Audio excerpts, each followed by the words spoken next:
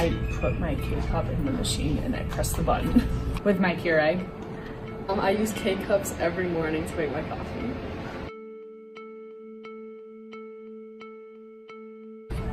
4, sometimes 5. I drink a lot of coffee. About 4 cups of coffee. About 3. My husband and I both, we're big coffee drinkers. And then when my daughter's home, she lives in Cleveland, when she's home, she's a coffee drinker as well. So.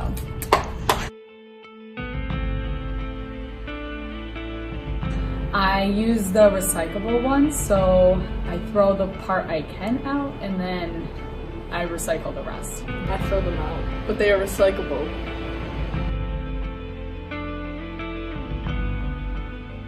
I do not. No, I actually don't. I know very little about K-cups. They're actually one of the things I feel a lot of first world guilt about, because I know they're a lot of plastic. No, I have no idea. K-cups have gained popularity over the past few years as a quick and convenient way to make a cup of coffee.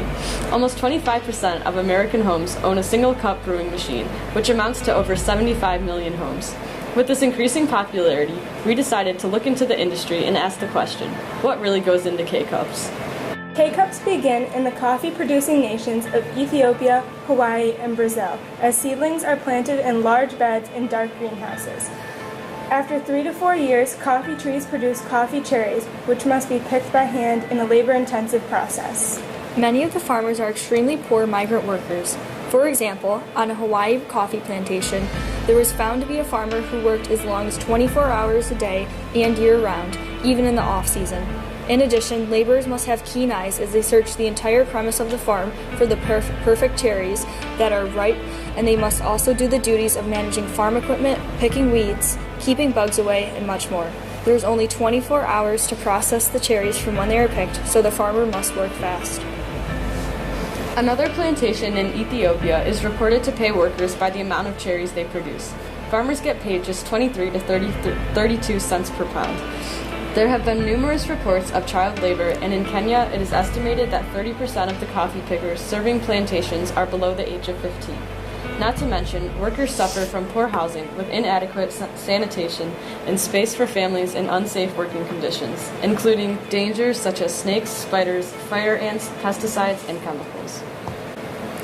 After the labor-intensive job of picking comes the coffee cherry processing, which can be done either by wet or dry methods. The dry method is the oldest method and is still used mostly in places with little water.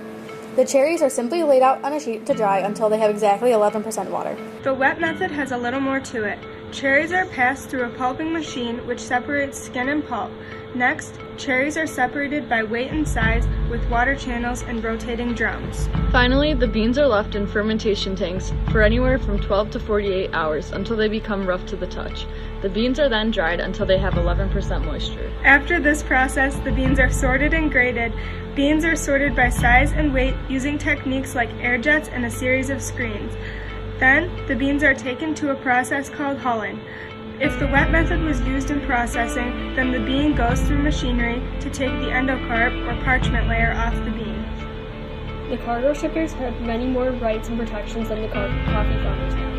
One German company, Hapag-Lloyd, is under German laws that require a minimum wage equivalent to $10.19 an hour. They have strict laws against child labor and working overtime. The Berry House factory in New York has to comply with all United States and New York labor laws, including minimum wage, child labor, and working conditions. The starting pay for employees is $12 an hour, and they enjoy many benefits such as bonuses, time off, and insurance coverage. While K-cups are technically recyclable, it is a difficult process, and as a result, many of them end up in landfills.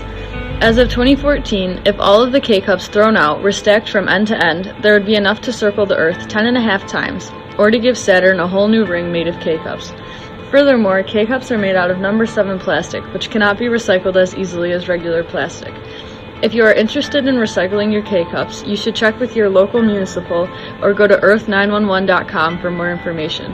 Another option is to switch to biodegradable brands.